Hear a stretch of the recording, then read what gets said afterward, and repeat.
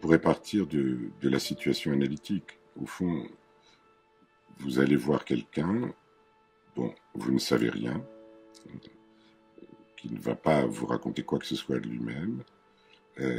C'est une sorte d'épure de la relation sociale.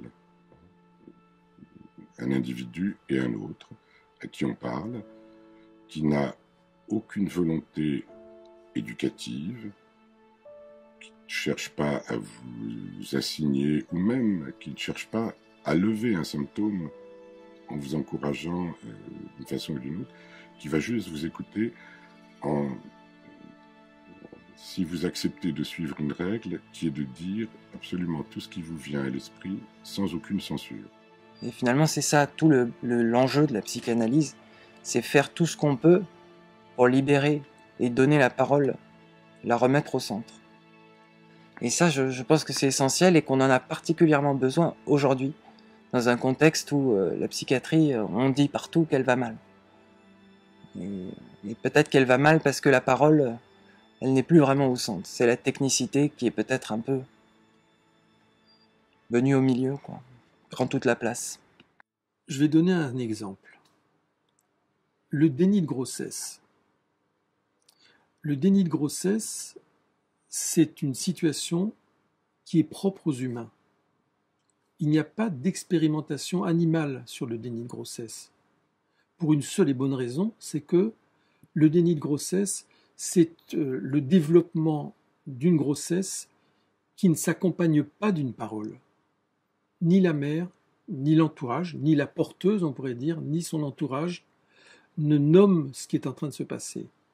Et lorsqu'une femme en état de déni de grossesse va voir un médecin qui lui apprend qu'elle en est au 8e mois, alors qu'elle était persuadée, elle, d'être tout à fait normale, en quelques instants,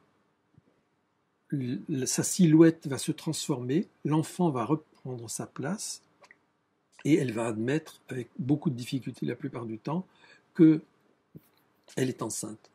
Autrement dit, l'être humain, c'est le seul qui doive son existence à une parole, qui le nomme, qui le fait exister. Rien que cette caractéristique-là, cette compétence-là, devrait nous intéresser beaucoup plus que nous ne le faisons à la parole. Le patient, il nous suppose un savoir sur sa souffrance, sur son symptôme. C'est pour ça qu'il vient nous voir. Et si on reprend la position de Freud, on comprend aisément que on n'a pas forcément un savoir sur son symptôme, mais on a par contre un savoir sur la méthode qui nous permettra de pouvoir déployer ce symptôme et essayer de comprendre quelle est la place qu'il a dans la dynamique du sujet. Pour moi, la plus belle métaphore qu'on ait pu me faire de la psychanalyse, c'était il n'y a pas si longtemps que ça, et c'est un patient lui-même qui me l'a apporté.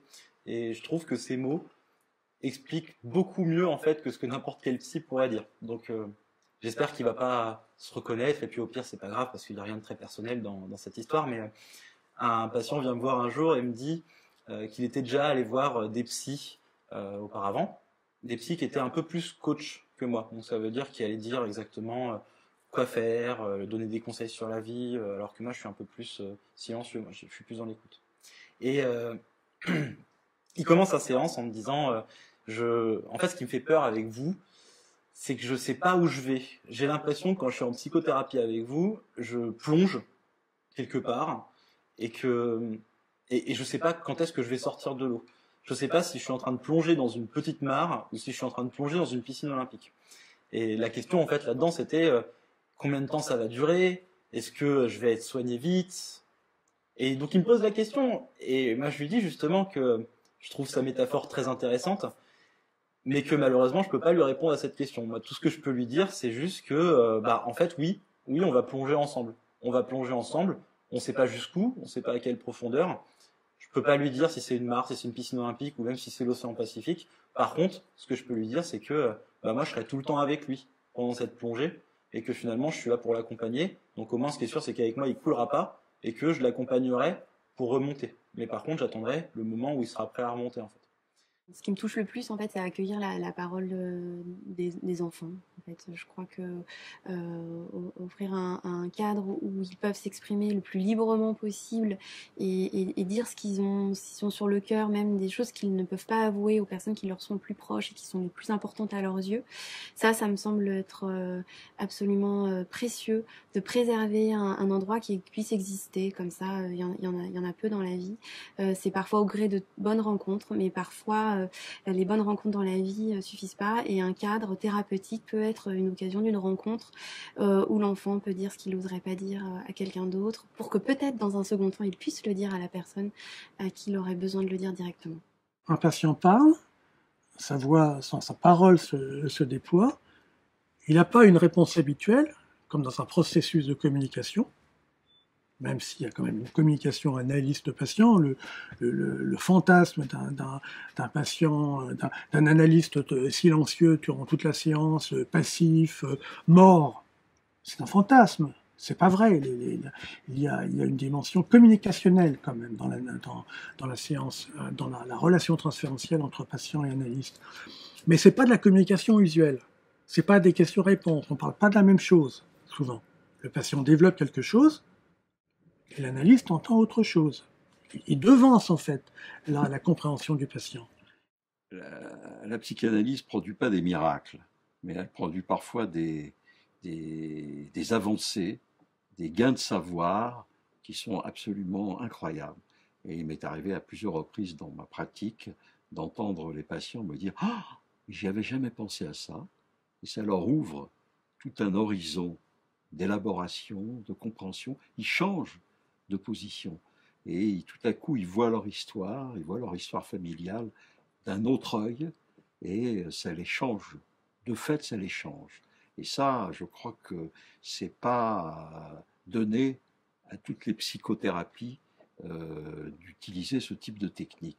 Il y a, à mon sens, dans la psychanalyse, quelque chose qui est fondamentalement subversif, dans la mesure où ça permet aux gens de dépasser un certain nombre d'idées qu'ils ont sur eux-mêmes, sur leur famille, sur leur histoire, sur un certain nombre de mythologies, et ils s'approchent de ce qu'on pourrait appeler une vérité, avec évidemment les guillemets qu'on peut mettre, parce que c'est une vérité particulière, ça n'est pas une vérité généralisable, ni encore moins une vérité universelle.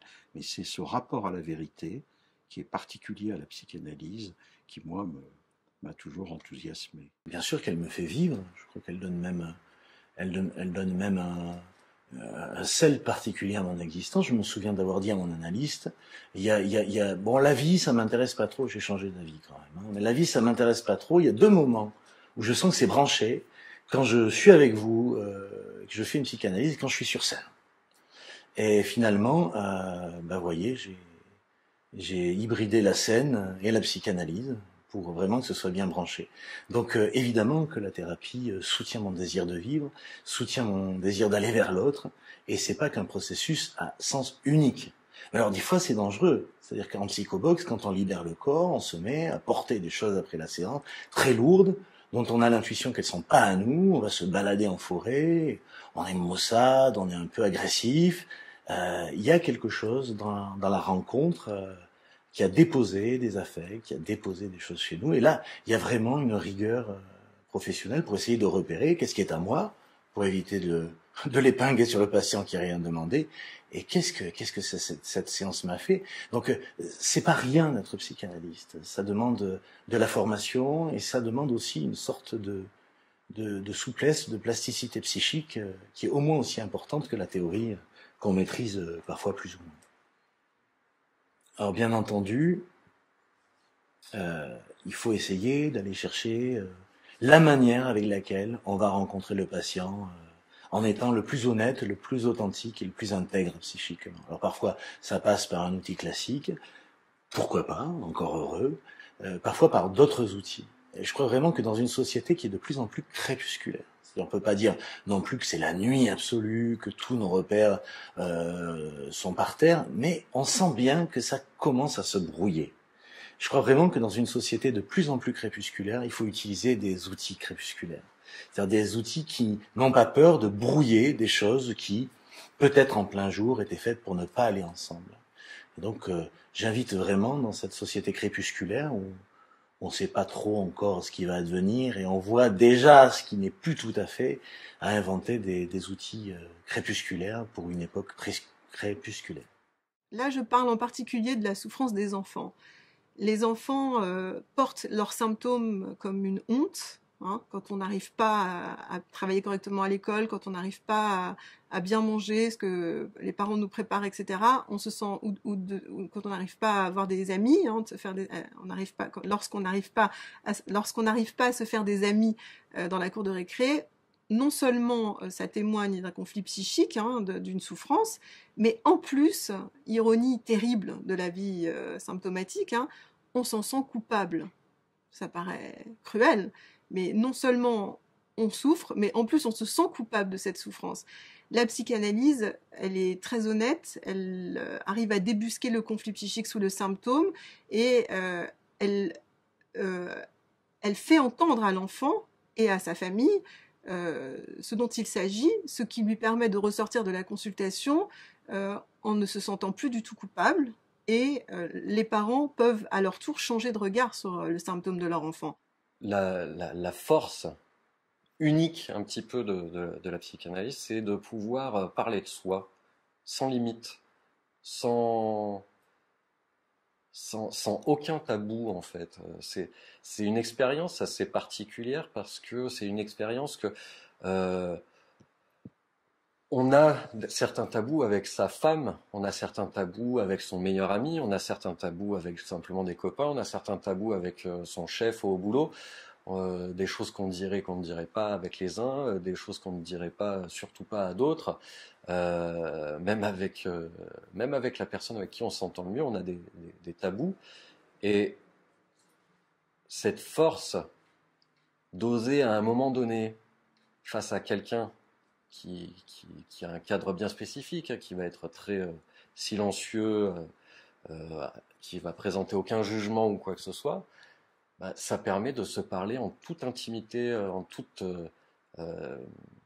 honnêteté à soi-même. Et donc du coup, ben, au moins il y a une personne avec qui il n'y a plus de tabou, c'est moi. Le monde dans lequel on vit actuellement, avec cette technocratisation de tous les rapports humains, et de tous les actes, de toutes les évaluations, c'est quelque chose qui m'est absolument invivable. Si j'ai choisi justement d'être psychologue du côté des sciences humaines et du côté de la psychanalyse, c'est que je veux préserver, pour ma propre vie et dans mon rapport à d'autres, quelque chose d'une relation simplement humaine et non pas technique. Et là, vraiment, quelque chose me tient à cœur dans ce positionnement en fait humain face à l'autre humain.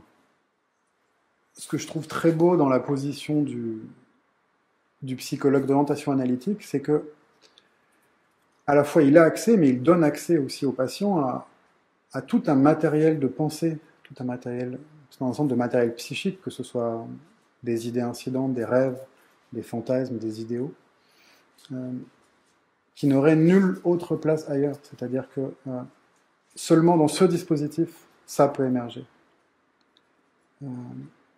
Ça n'a pas de place dans les relations sociales, ça n'a pas de place dans une relation technique, ça n'a de place que si on lui fait place. De me sentir au quotidien garant d'un dispositif qui fait place à ça, en tout cas pour moi, donne beaucoup de sens au métier de psychologue et j'ai envie de dire du sens à ma vie. Alors moi, ce que j'ai appris par les patients et par ma lecture, c'est que il faut suivre le patient en fait. C'est ça qui est important. C'est le patient qui indique dans quelle direction est-ce qu'il faut aller. Il y a des patients qui ont besoin d'être soutenus, vraiment beaucoup, très activement. Il y a des patients qui ont besoin qu'on leur laisse la paix et qui se perdent un peu et qui cherchent leur chemin. S'il y avait une leçon à retenir de toutes ces années de pratique, pour moi, ce serait vraiment celle-là. Suivez le patient.